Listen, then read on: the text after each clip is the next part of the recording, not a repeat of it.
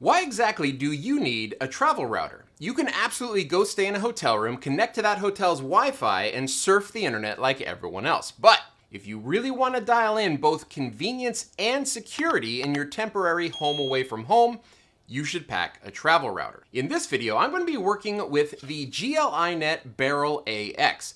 This tiny travel router is jam-packed with features designed to play nicely with your travel needs. I'm going to explain why you should be traveling with one of these devices, but I'm also going to show you the complete setup of the device step by step. All right, we've got a lot to cover, so let's get to it.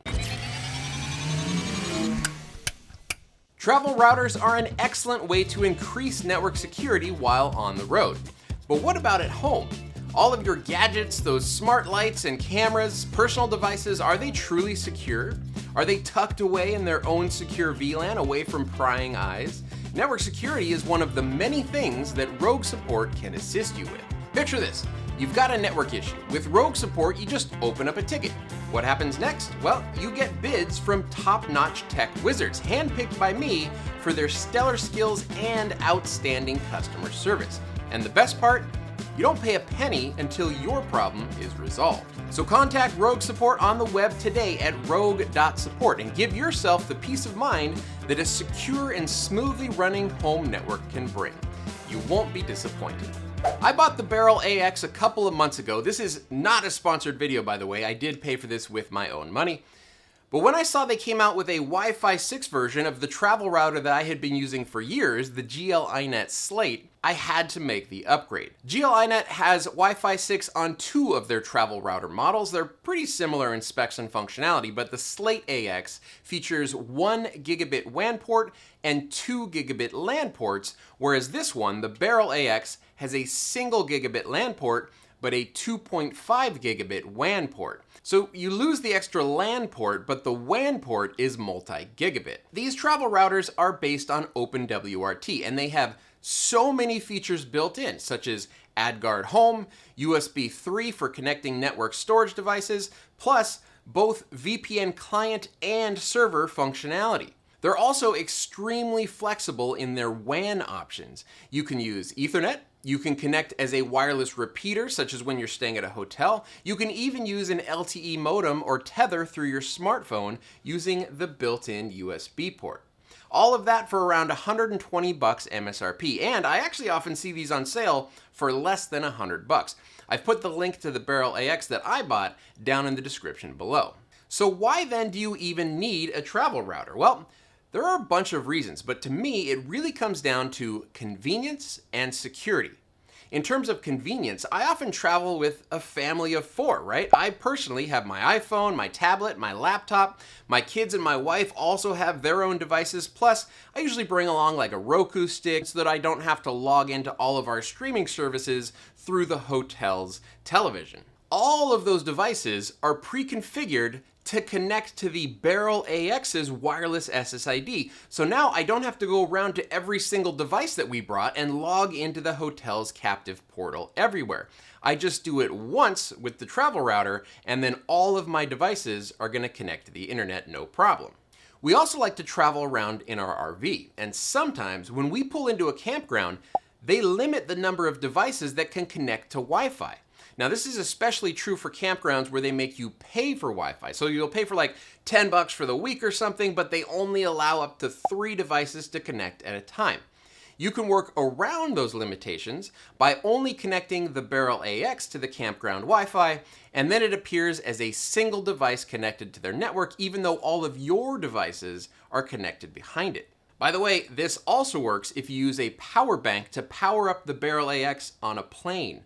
You can pay for 1 internet connection and share that internet connection with your whole family while you're in the air. Now, I mentioned that I like to bring along a Roku stick for streaming services. If I want to cast a video from my smartphone to the Roku stick, most hotel Wi-Fi networks are client isolated, so wireless devices cannot communicate with each other for security purposes. But by creating your own LAN for all of your devices, you don't have that limitation, right? Same goes for printing if you need to print documents across the network while you're on the road. Now let's talk about security.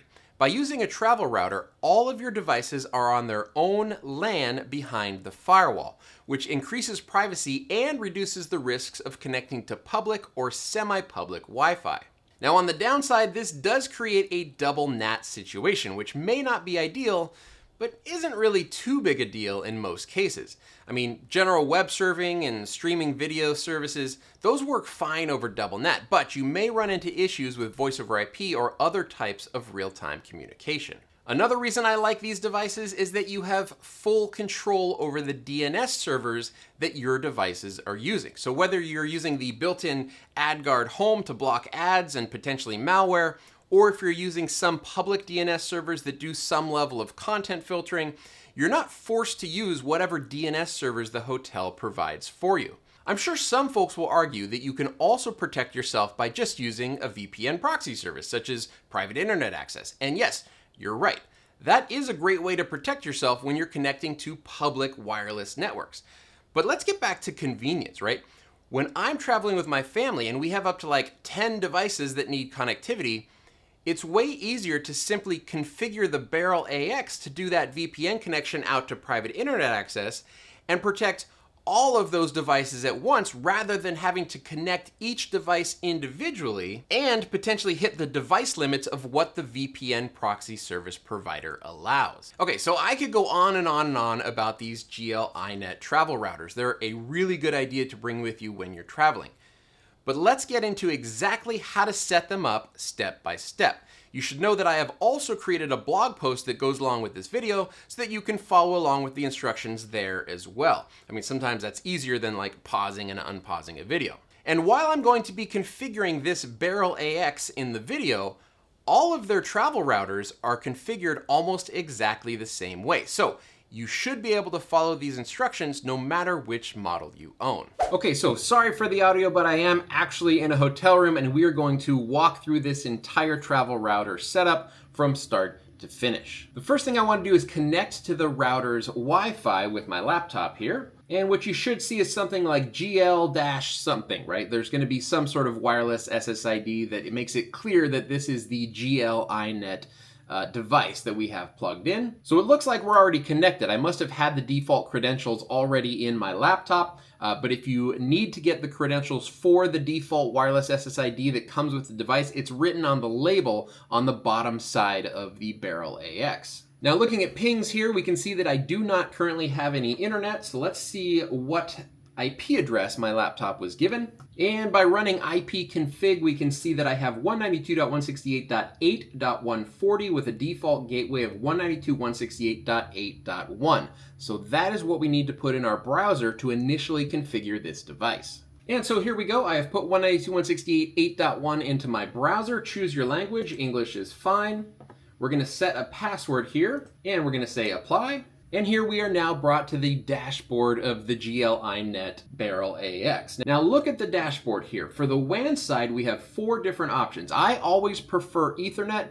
All you got to do is plug in that wire. Usually with a hotel, they do not have any sort of captive portal on the Ethernet connection because the captive portal is there to prevent people from sitting in the parking lot and connecting to the hotel's Wi-Fi. If you're already in the room, you can plug into an Ethernet port and you're already in the room, right? So you've paid for the room, you're in there.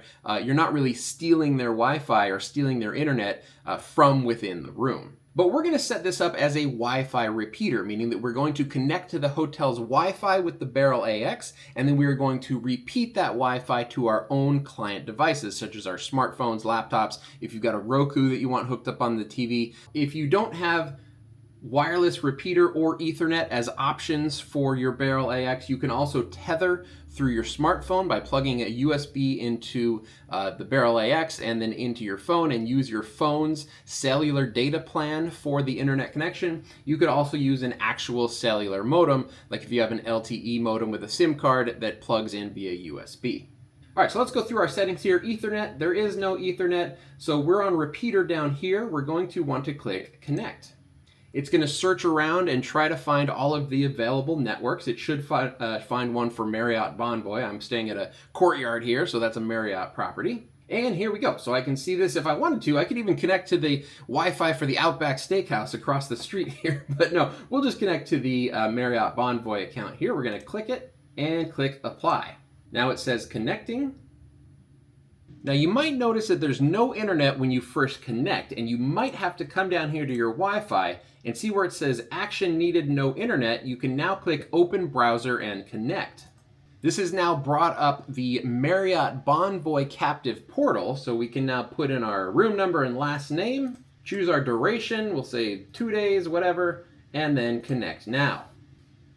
And we should now be connected. Let me refresh the dashboard here. Now it says still the interface is connected, but internet can't be accessed, but we can see that we do have an internet connection and we are connected to the 5G network of the GL.iNet Beryl AX. Let's do a quick ping test here. And yes, we can see that we in fact do have internet. It'll probably just take the dashboard of the Beryl AX a second to catch up. Oh, and there it is now. Now that error has gone away. Okay, so we have now successfully connected through the hotel's Wi-Fi.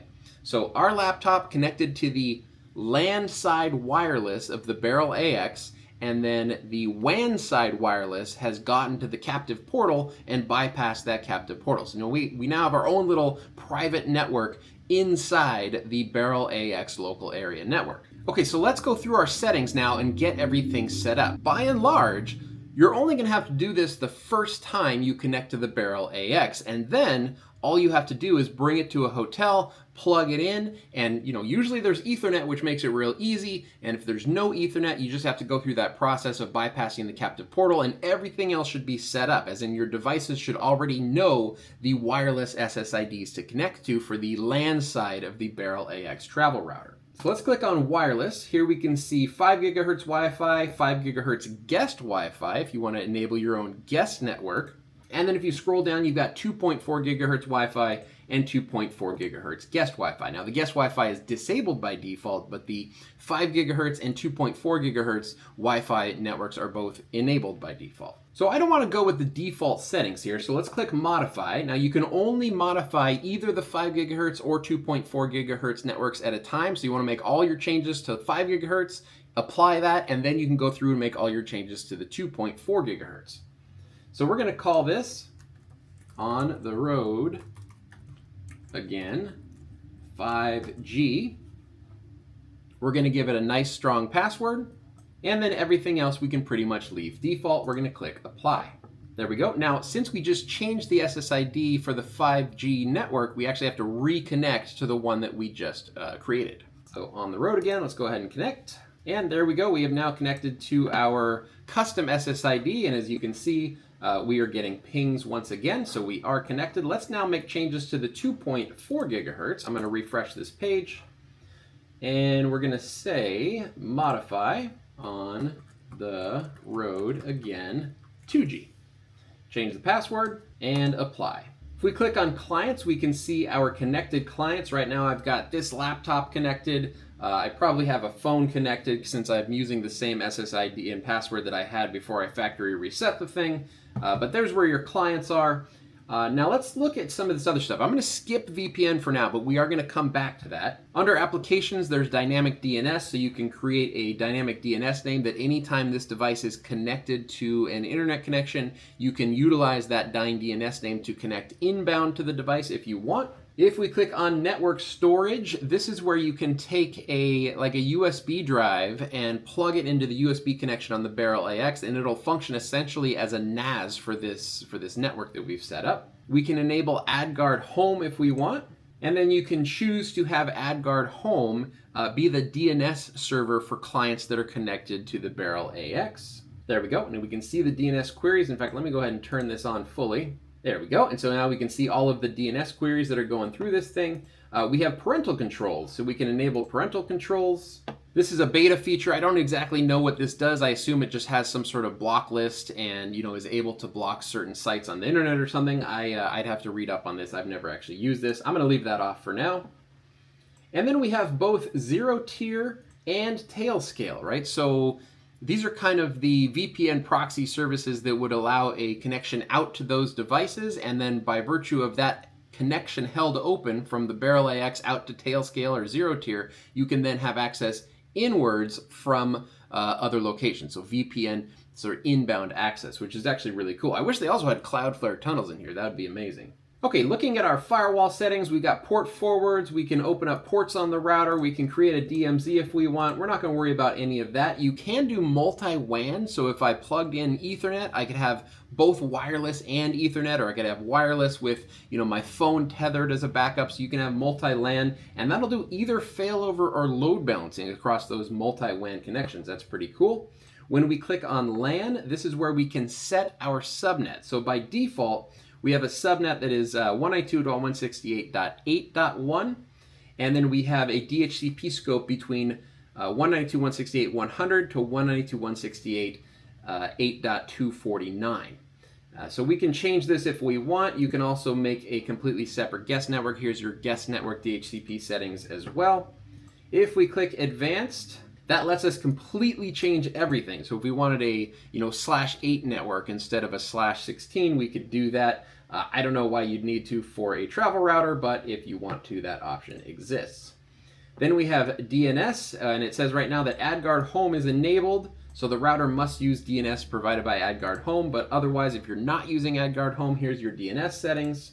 Different network modes, are we functioning as a router, an access point, an extender, etc. We can enable IPv6 capabilities if we want. We can clone a different MAC address with this device if we want to do that, and on and on and on. If we go to System, here's our overview, CPU overview. We can turn off the LED if we want. Let's actually, also, by the way, here is upgrade. So like my firmware is up to date, but the first time you run this device, you probably want to go to System, Upgrade, and actually get it on the latest firmware. If you come all the way down to advanced settings, you also have this. So GL.iNet basically forked their own version of OpenWRT, but if you want to go to the actual OpenWRT interface that is still available to you, you can just get to it with this link here. So if I click there, for example, and then log in with the password that I set for the router when I first set it up, here is the full OpenWRT interface for the GL.iNet. I'm going to go back to their friendly interface though. And let's talk about VPN. So this is one of the cool things about this device is that it allows you to set up VPN clients. So the way that I like to do this is you put in a VPN client. So say that's like OpenVPN out to like private internet access, or NordVPN or some other VPN proxy service, so that you are surfing through that connection when you go out. Or you can do something like WireGuard to a home server. Like, so for instance, I have PyVPN set up in my home network. I could create a certificate for the GL.iNet, and then we can connect to my home VPN on demand once I connect into this router, and I can be surfing as if I'm surfing from my home internet connection. And I also have access to all of the LAN services at home that I have exposed to VPN. So for example, if I had a NAS device at home and I wanted to access the files on that NAS device, I could do that right through this interface here by using WireGuard connected to a VPN server that I have set up at home, and then whatever I've allowed through that VPN server. Really cool. Okay, so this can also, by the way, function as a VPN server, but for this demonstration, I'm going to connect my Beryl AX out to private internet access, and I'm going to show you how to do that right here. So it says OpenVPN and it says set up now. So if we click there, NordVPN is the default. I do not like NordVPN, but we're going to use private internet access instead, and we can click add manually. And what it's going to look for here will say private internet access. And then it says select a file or drag it here. So we need an OpenVPN configuration file, which we can generate at private internet access. Let's go ahead and log in over there. And interesting, it wasn't letting me connect at first because AdGuard Home was actually blocking privateinternetaccess.com for some reason. So I turned off AdGuard Home. I'm now able to get to private internet access. Let's go ahead and log in. Okay, so within private internet access, I'm going to click on downloads, and then I'm going to scroll all the way to the bottom, and we have our OpenVPN configuration generator. So let's go ahead and do that. We're going to open that up. And let's look at our options here. OpenVPN 2.4 or newer is fine. I'm going to choose Linux for the platform, and then we can pick which server we want to connect to. So I'm out here on the West Coast, so let's just do the, I think they have a US West. Yeah, right here, US West. So I'm just going to choose the US West server, And then this we're going to leave default, and we're going to say generate. This generated an OpenVPN file right here, as we can see. So now I'm going to select that file, and then I also need to give it my private internet access username and password. And we apply that change, and there we go. We now have a new profile for private internet access. Let's go ahead and try to connect it. Start. Boom. So green light here means that we are successfully connected to private internet access. And if we bring up privateinternetaccess.com/whatismyip, we can see that we are protected. And this is from the router. So all of my devices behind this router are protected by private internet access. Let's do one better. On the side of the Beryl AX is a physical toggle switch, a physical button that we can switch on and off. So when I'm setting these up, what I like to do is I go to the toggle button settings, and so the toggle button right now is set to no function, but we can do a lot of things with this. We can turn AdGuard Home on and off, we can enable our OpenVPN client or a WireGuard client, or we can connect to Tor. So we're going to do OpenVPN client on off, and we're going to click apply. So what this means now is when I toggle that button on the side of the Beryl AX, it's then going to connect to private internet access, which is really cool. I don't have to turn it on and off through the interface. I can just toggle that button. So now if we go back to the Beryl AX dashboard, I can see a number of things. We are connected in repeater mode. I have VPN enabled. I have a 5 gigahertz and a 2.4 gigahertz network, and then I have 3 wireless clients. That's gonna be my 2 smartphones and my laptop. Now, again, when I'm typically connecting, I try to do Ethernet for everything. So I plug my laptop in to the LAN port, and I plug the WAN port of the Beryl AX into whatever LAN connection I can find in the hotel room, if there is one. To me, that's the most solid setup, and that's what I prefer doing. One more quick thing that I wanted to show you. I just said I always prefer Ethernet. Here is why. If I bring over pings, so right after I stopped recording from that last little segment, I plugged in the Ethernet, right? Because I'd rather be on Ethernet. And look at the difference here. So you can see in the pings, the response time is all over the place. 300 milliseconds, 100 milliseconds, 65 milliseconds, et cetera, et cetera. You can see it's jumping all over the place. And then right about here, I plugged in the Ethernet, and look at it after that. It's about 60, it's like within a few milliseconds. It's like 65 to 70 milliseconds solid. All right, that's why we prefer Ethernet over wireless. You're not always going to have the ability to plug into Ethernet in your hotel room, which is why these travel routers provide so many different WAN connectivity options. There's basically a WAN option for however you want to connect, even if you're tethering through your smartphone. Okay, links to the product as well as the blog post are down in the description, and if you'd like to keep this party going, I have hand-selected a couple of videos for you to watch next. The top video is my recent overview of the new Ubiquiti Pro Max switches with ether lighting, and the bottom video is my rant about Wi-Fi 7 is mostly marketing BS.